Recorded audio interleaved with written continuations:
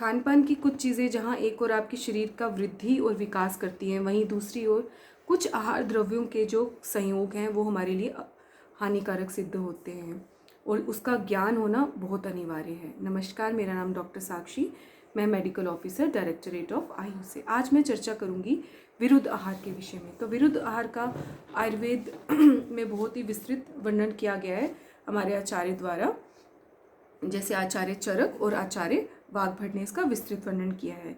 आचार्य वाग्भट ने कहा भी है, विरुद्धम अपि च आहारम विद्यात विषम गरोपमम, मतलब अगर आप निरंतर विरुद्ध आहार का सेवन करते हैं तो आपके लिए वो अहितकर और विष के समान होगा। अब चर्चा करते हैं इसके टाइप्स के बारे में। सबसे पहले देश विरुद्ध।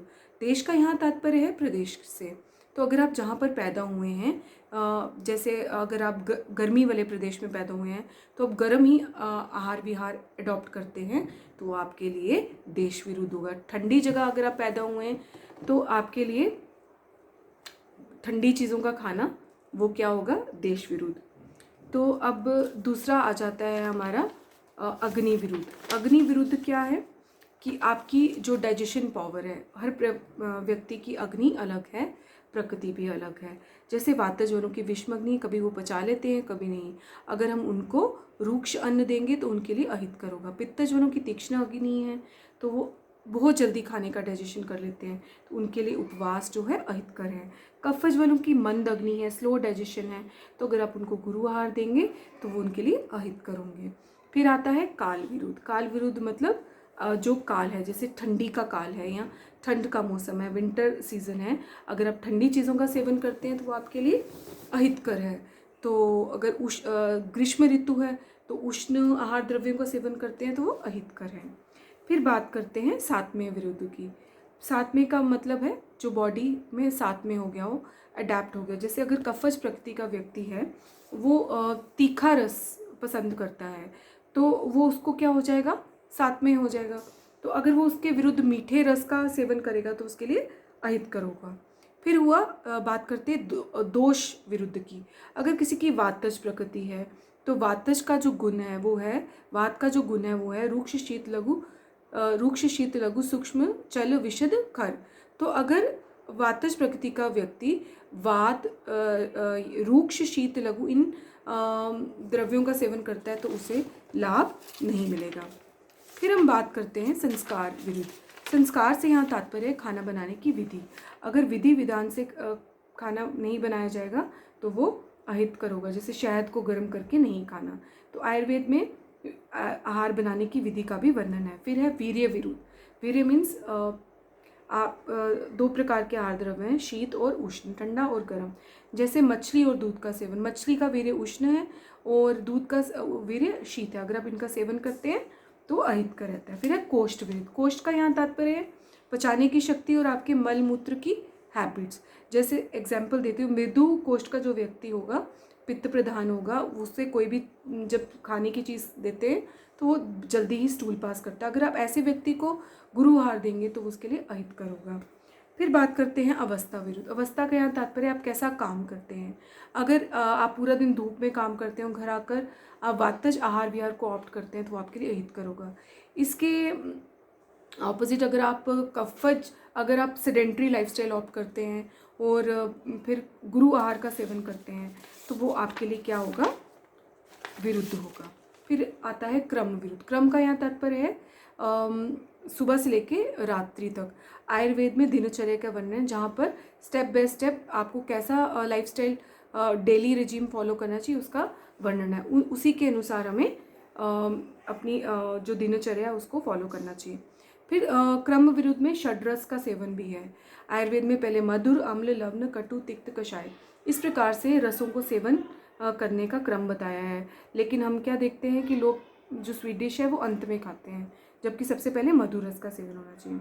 फिर परिवाह विरुद्ध। परिवाह विरुद्ध मतलब गर्म के ऊपर ठंडा, ठंडे के ऊपर गर्म, वो नहीं करना है। जैसे कुछ लोग घी के ऊपर ठंडा पानी पी लेते हैं, वो गलत है। फिर उपचार विरुद्ध मतलब रोगी, अगर रोग है उसकी अवस्था को देख के ही खान पान डिसाइड करना। जैसे अम्ल पित्त में आपका जो पित्त है विकृत है, अगर आप उसमें अम्ल रस प्रधान द्रव्य का सेवन करते हैं, जैसे खट्टा, लवण, तो आप क्या होगा उससे आपको आपका अम्ल पित्त जो है वो विकृत हो जाएगा। और फिर है पाक विरुद्ध, मतलब खाने को अच्छे से पकाने की विधि है।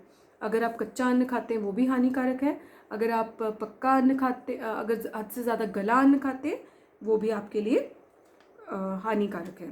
फिर संयोग विरुद्ध, संयोग विरुद्ध में क्या है, बहुत इंपॉर्टेंट है, जैसे खट्टे फल और दूध का सेवन नहीं करना है।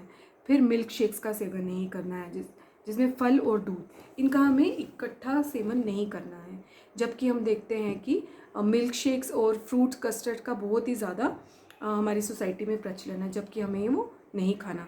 बनाना शेक्स का बहुत प्रचलन है कि पेरेंट्स बच्चों को देते हैं कि उनका वेट गेन हो, जबकि ये गलत है, ये संयोग विरुद्ध है।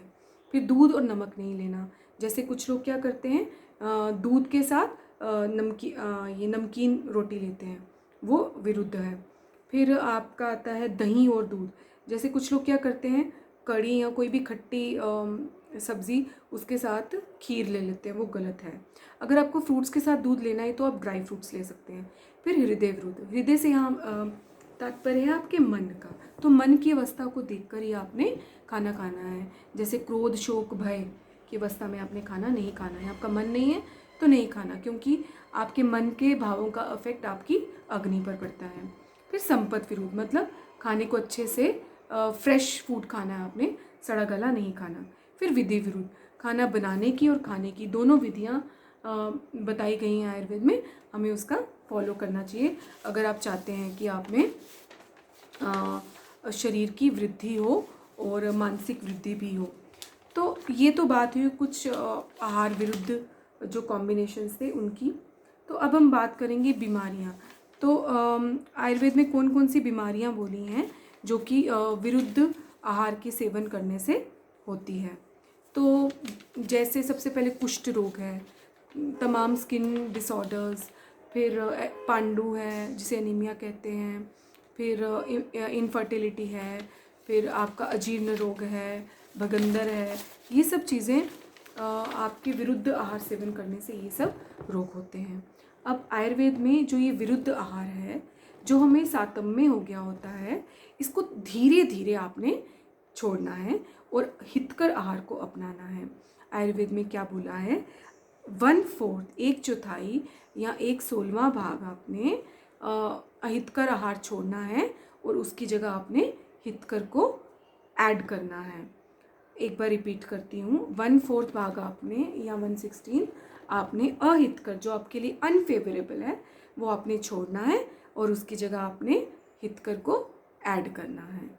तो आशा करती हूँ ये वीडियो आपके लिए बहुत ही लाभप्रद सिद्ध होगी, क्योंकि अक्सर हम देखते हैं कि बहुत सारे लोग ये बोलते हैं कि हम तो जी बैलेंस डाइट लेते हैं, बहुत ही ताकतवर खाना खाते हैं, बहुत ही न्यूट्रिशियस फूड लेते हैं, लेकिन हमें जी लगता नहीं है। उसके खैर कुछ और भी कारण हैं, जैसे वर्म इन्फेस्टेशन, एनीमिया, लेकिन इसका एक कारण विरुद्ध आहार भी हो सकता है, जिसका ज्ञान होना हमारे लिए बहुत अनिवार्य है।